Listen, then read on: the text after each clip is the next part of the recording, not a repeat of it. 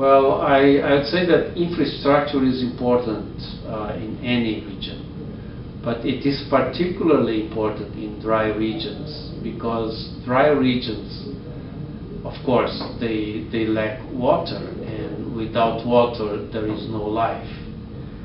And infrastructure can help to reduce the limitation of availability of water resources. And then in combination with the other infrastructures such as energy and transportation and communications, they will foster development.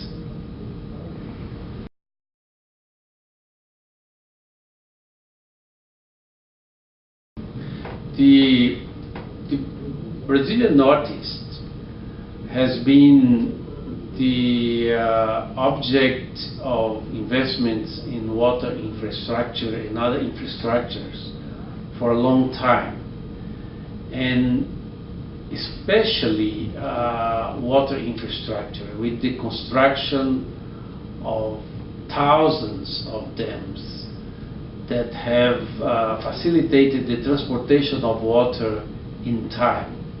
And that has allowed for that land to be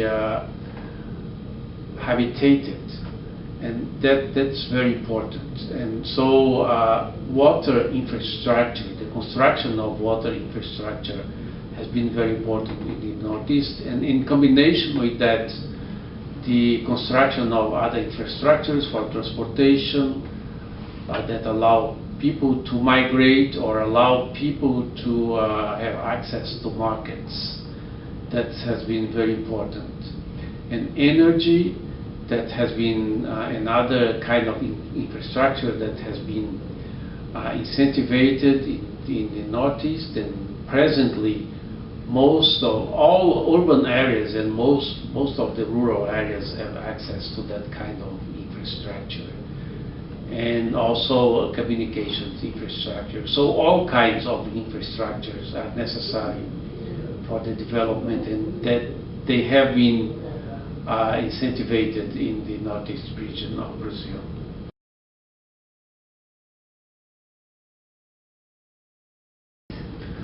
Of course, the main actors have been the government, the three levels of government: federal, state, and municipal, but also other actors in the private sector and some important international institutions such as the World Bank, the Inter-American Development Bank, and the IFAD, that's the International Fund for Agricultural Development.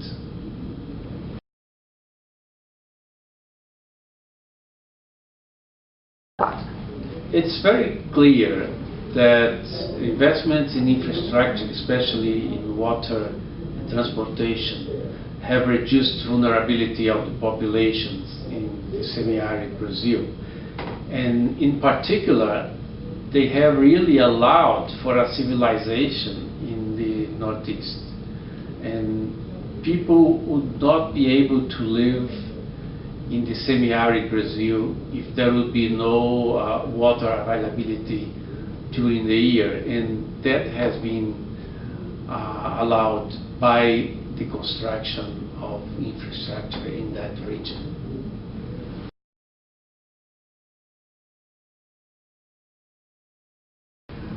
Well, I think we can say that investments in infrastructure in northeast of Brazil, they have reached their objectives in terms of allowing better conditions of living for people, reducing vulnerability. But it's very difficult to say that they have been cost efficient, meaning cost efficient, the least cost to reach an objective. So this is something that should be better studied, but of course I think there would be more space to increase efficiency in promoting those investments in the Northeast.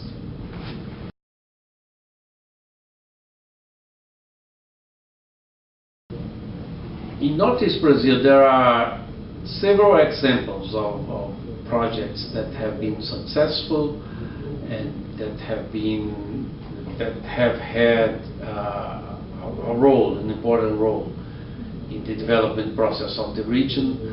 One, the first big dam that was built, that was a dam called Cedro in the state of Ceará. It was very important because it brought the example, and that example could be repeated. But now the integration of basins in the state of Ceará is another example, or the micro basins projects in several parts that have helped to recuperate soils and biodiversity and living conditions. So there are really several examples of projects that have been successful.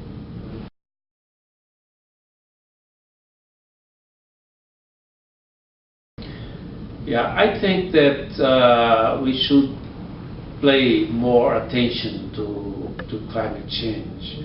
So far, climate change and the impact of climate change have not been considered explicitly in planning investments in the Northeast, but they should be there. And in fact, in 1995, a methodology called ARIDAS project was developed in this sense, on how to introduce concerns of climate change and sustainability in planning for sustainable development, and that will have to be done anyway in the future.